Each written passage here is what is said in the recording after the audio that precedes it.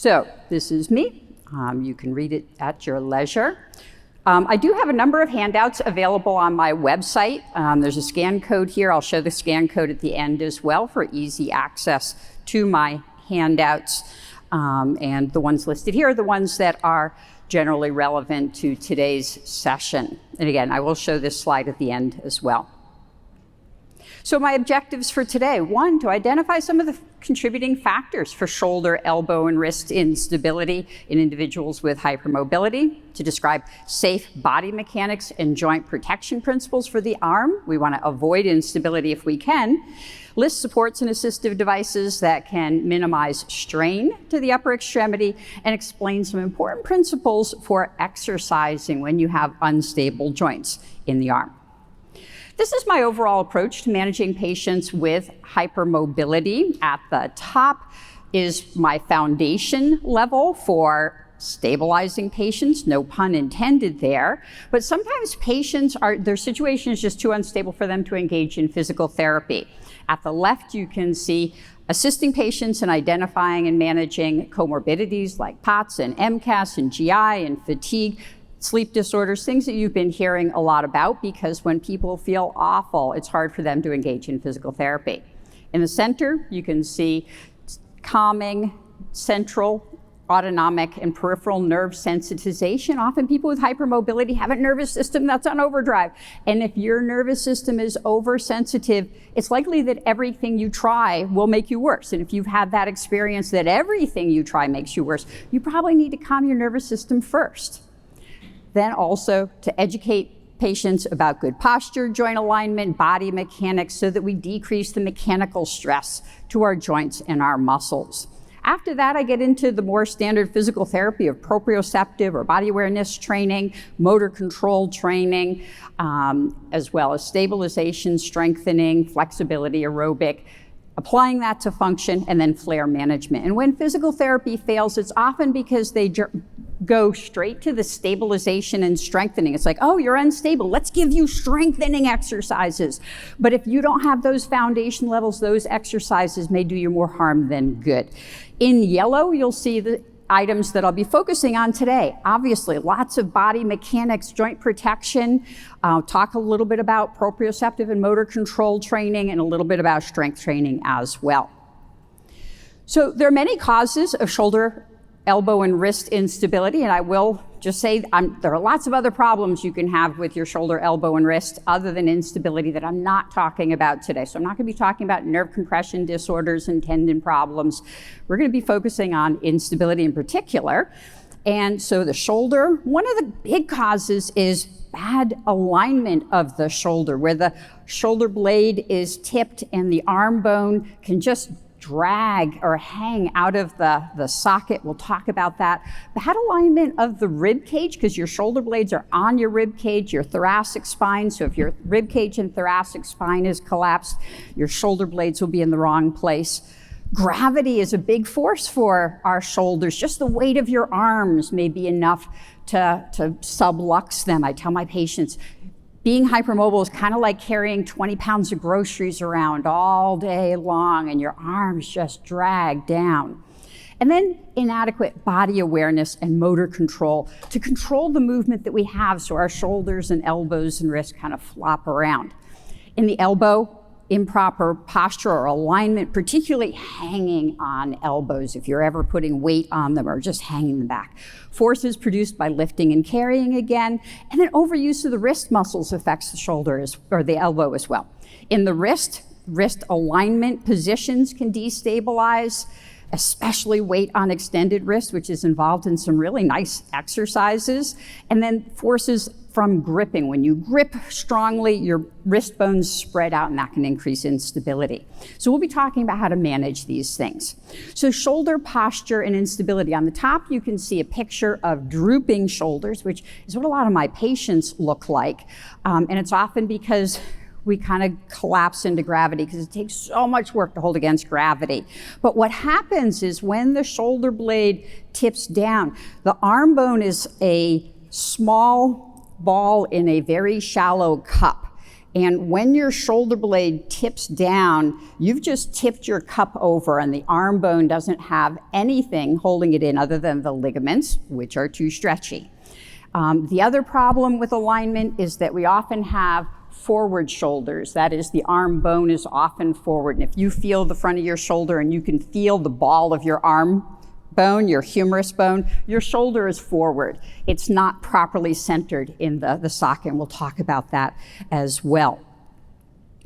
So here's a little task that I give to my patients. If you want to join along, you can. It should not hurt. Stop if it does. And everything I say is going to be at very low forces. So on a 0 to 10 scale, where 0 is you are a puddle of water on the floor, 10 is you're trying your hardest, we're talking 2 out of 10. Really gentle. So first, aligning the shoulder blades. So we often tend to let our shoulder blades drop. But if you just place them on the back of your rib cage as though they're windows on a wall pointing backwards, not squeezing them together, just set them and try to get them vertical so that they are windows pointing backwards. Then if you feel the front of your shoulder, if you feel that ball, your arm bone is too far forward. See if you can draw it back. Your brain can figure that out. You want to flatten the front of your shoulder. Again, not pulling way back, just draw it back a little bit. And then imagine you're sucking your arm bone in like a straw. I've got some of these little floppy toys in my clinic where we're naturally like this, floppy, but we want to draw our joints together. So if you imagine that you're sucking your arm bone in like a straw, you're going to center the shoulder in the socket. Now when you move your arm, it's not going to bang around the same way. And I have my patients do this several times during the day to remind your body where your shoulder is supposed to be. Elbow and wrist posture, so things you want to avoid. You want to avoid hyperextending your elbow, especially when you're putting weight through it, as you can see in this picture. Wrists, weight on extended wrists, lots of exercises. Do that. That's one of my, as a matter of fact, that's how I got diagnosed with hypermobility, is that I had chronic wrist pain.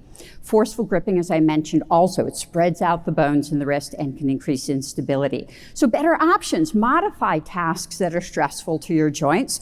So keeping your elbows slightly flexed. If you're doing like a plank, I tell my patients bulldog elbows.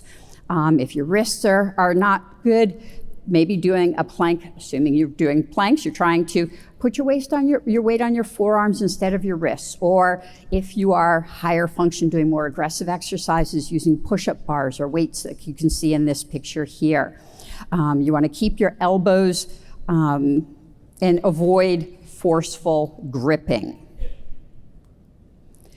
Wrist alignment. So we have this characteristic of creep in our joints. That is, very low loads over prolonged periods stretches things out. So you don't always have to be applying a lot of force to make a joint unstable. So we use our wrists often for long periods of time using computers, using phones.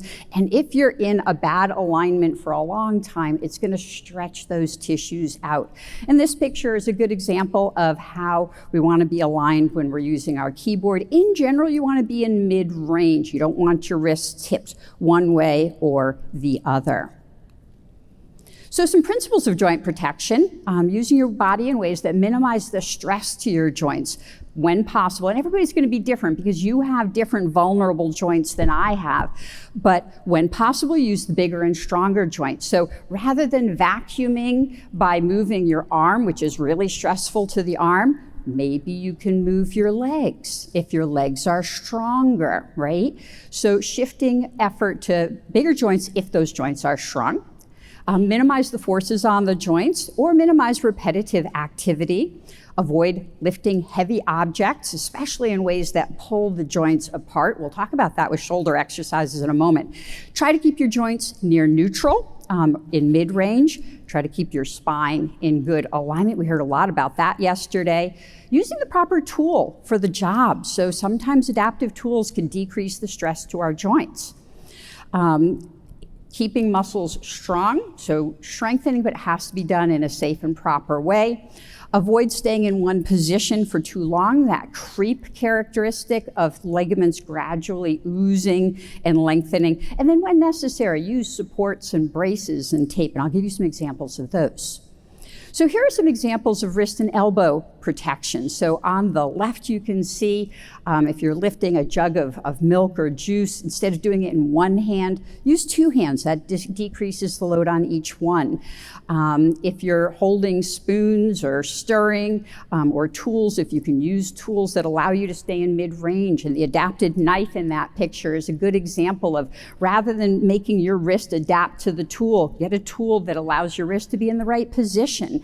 Any task that you have trouble with, there is an adaptive tool to make it easier. The jar opener, jars are tight, they use a lot of force through the fingers and wrists, so a jar opener. The smart canes, you guys have seen lots of those around here, decreases the amount of force through the wrists and through the elbow joints by spreading the force out. The bicycle wheelchair here, so wheelchairs can be really difficult on shoulders, and so this one here uses pedaling, which allows for the arms to relax, or having a wheelchair assist. So lots of devices. Whatever problem you're having, there probably is a solution, and a provider may be able to help you find that. For the shoulder, we want to typically avoid overhead reaching, and so reachers and grabbers. For hygiene, there are tools that can help us to comb our hair, use a hair dryer, even putting a jacket on. That's really difficult, right? Getting your arm back into the jacket, there are tools for that. Dragging things on wheels rather than carrying things. And the one-armed bandit, one of my favorites. So I had a patient years ago who was an avid fisherwoman, and that was her worst complaint is, my shoulder is unstable, I can't go fishing. And so she got a one-armed bandit, and not only did she enjoy it, but everybody else, all the other fishermen was like, oh, that's a really good idea. So whatever hobbies you like, there's probably a tool for it. Supports, braces, and taping can help to decrease stress on your joints. Ideally, they shouldn't prevent normal motion. So if you have a support that allows for at least some motion, that's healthy, but sometimes you do need to completely immobilize a joint. If you do completely immobilize a joint, do some things to try to keep it strong. We heard that with a neck brace yesterday, that if you completely immobilize your neck, try to do things to maintain some strength so the muscles don't get weak while you're protecting it, while it's healing. You might need to always use some supports, or you might only use them when you need them. So for example, people who have elbow pain because they curl up their elbows when they sleep, maybe an elbow brace in bed would be helpful. Or if your shoulder subluxes in bed when you roll over, I hear that a lot, maybe a shoulder brace in bed. Wrist brace, so I told you wrists are my vulnerable spot. And so when they flare, not if they flare, when they flare, I put a brace on for a few days, or I put a brace on when I'm doing things that are more stressful for my wrist. If your shoulder sublux when you're walking, maybe a shoulder brace. So think about braces not as a yes or no, but as a when are they helpful to me? When do they let me do things that I want to do? And protect my joints as I do that. So here are some examples. On the far left, you see a compression shirt, and I'll explain in a moment why that's considered a brace or support. Kinesio tape, I'm a big fan of that if your skin tolerates it. And we think that may work in part through proprioception and in part through providing a little bit of compression through the joint. The bottom left, you can see a neoprene shoulder sleeve. Sometimes there's that little bit of compression into the shoulder is just what you need. There's a variety of wrist brace here. It's not one size fits all, depends on what your problem is. There's one complete immobilizer brace there. The one on the top, I kind of like, it's for scapholunate instability, so two particular bones that tend to get wobbly in the wrist, and it stabilizes those without immobilizing the other joints. Sometimes compression over the hand and wrist can be helpful. The elbow brace is specifically to prevent hyperextension. So there are a lot of options depending on what your particular issues are. And you might even have a selection. So I have a whole box full of wrist braces, different kinds of wrist braces. Some are light, some are strong, etc. There are lots of good resources, and you do have access to these slides, and all the links should work in the slides, but lots of access to resources on joint protection, ideas to help you solve your problems. So Australia's got some great things. Socialized medicine countries have some great educational resources. And Bauerfeind Sports has a lot of braces that many people with EDS really like. There are resources to help you figure out adaptive technology, whatever problems you have. I can't pick up that pan in the kitchen, or I have trouble with my personal hygiene. There are lots of tools that can help you to solve problems that you might not even have realized. It's like, yeah, that is hard to do, right? And again, here are some links that you can access through the slides. Dysautonomia support has a great, like a 23-page booklet on adaptive technology, and a lot of those devices are helpful, even if you don't have dysautonomia, but often some of us have both. Okay, so now let's talk about exercises for instability. So before you strengthen muscles, it's essential that your joints be in good alignment. So remember that little shoulder routine that we did? If you are out of alignment, you're just banging your joints around, or potentially banging your joints around when you exercise. And so we need to make sure that things are aligned first so that the joints spin in the ways that they're designed to spin. We need to make sure your proprioception or body awareness is good. So we know people who are hypermobile have poor proprioception, and you need to train it so you know where you're at. I find patients, if I don't catch them, they'll tend to swing their body into end range, because now I know where it is, right? I'm stretching things out and I can feel it. But we need to be able to feel where it is in mid-range as well. And then motor control, being able to activate the correct muscle, the correct amount at the correct time. So some principles, often we want to start in mid-range where we're not applying stress to the joint. Slow movements, small movements, or isometric sometimes, that is with no movement. And again, remember, everybody is different. Your issues are going to be specific to you. Then as you get stronger and you have better body awareness and better proprioception, you can increase the amount of movement, increase the amount of resistance that you're dealing with. You want to avoid holding weights that pull the joints apart. And we'll come back to that in the next slide.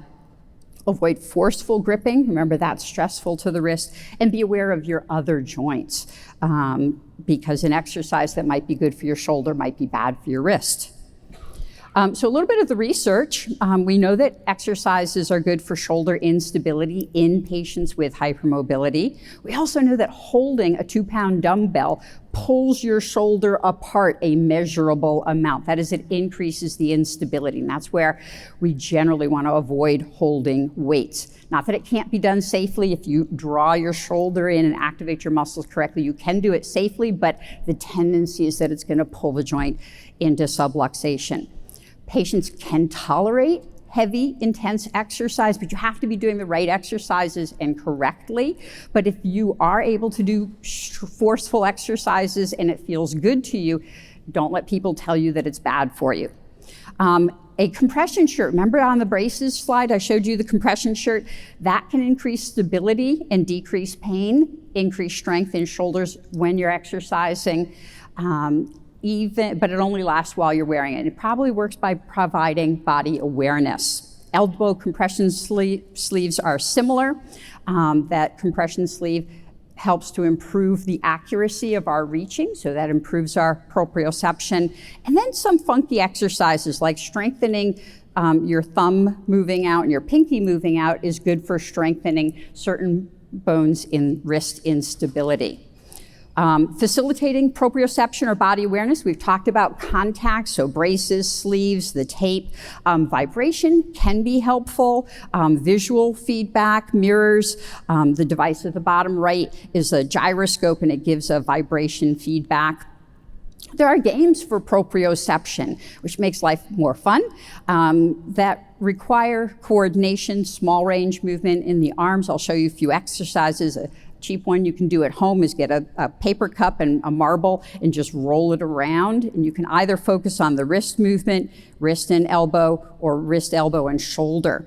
Smartphones have some of these games as well. The Labyrinth I'll show you on the next slide. So here are a few games. So the Labyrinth, remember those little marble games? If you want to hold these with your joints in mid-range, right? You don't want to be holding it with your joints cocked sideways. But that small movement where you're trying to get that marble to go just a little bit, you're training your brain to control your joint. The stacking tool here. What you're trying to do is wobble that around to stack up those little discs as they spin around. And I got these ideas from an occupational therapist, so I didn't think of them, but I just bought one of those, brought it into the clinic, and now all the therapists are using it with all their patients. So the three-dimensional maze, putting a laser pointer on any joint can help to train your proprioception. So in summary, people with hypermobility are vulnerable to instability in the shoulder, elbow, and wrist, and we can prevent some problems by using good posture and body mechanics and joint protection principles. We want to use assistive technology to make functional tasks easier and safer. Supports and braces can be your friend, and training body awareness and motor control before you try to train in strength. There are lots of options, and strengthen carefully. Not all exercises are equally good. And thank you very much. I'll take questions. I did promise that I would show you the scan code. I'll take questions with the panel. So, Amanda.